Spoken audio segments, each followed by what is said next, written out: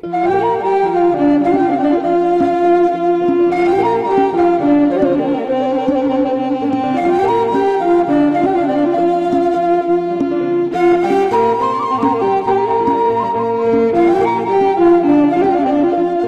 يوحنس معرف 15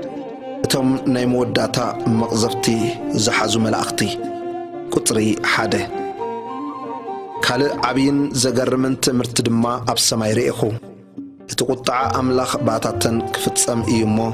نتن شوعت ملاختي حزمون زلو دحروت شوعت معات ريخو قطر خلتا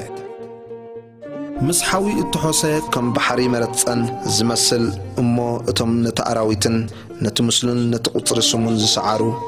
مسنقطات املاخ حزم ابتي بحري مرتصن دو إلوم ريخومو اتا كل تخل እግዚአብሔር املاخ ግብርኻ عبين غرومن እዩ اتا ንጉስ احزاب መገድኻ ጽድቅን حقን እዩ ንስኻ በይንኻ ኢኻ ቅዱስሞ ወእግዚአብሔር ዘይፈርሃካን ንስምካ ዘይخبرንከ ምን ኣሎ እትቁኑዕ ፍርድኻ ተጋሂዱ እዩሞ ስለዚህ ኩሎም አሕዛብ ክመጹ ኣብ ቅድሜኻውን ክሰግዱ እዮም እናበሉ መዝሙር ሙሴ እትባርያ አምላኽን መዝሙር እትገንሸልን ዘመሩ ቁጥሪ 5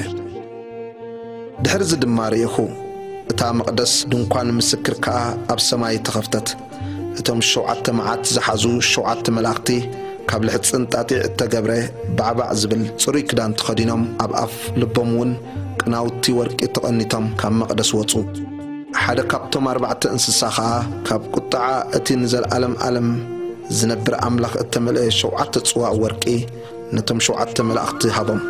እታ መቅደስ ድማ ካብቲ ናይ ኣምላኽ ግርማን ሓይልን ብትክ መልአት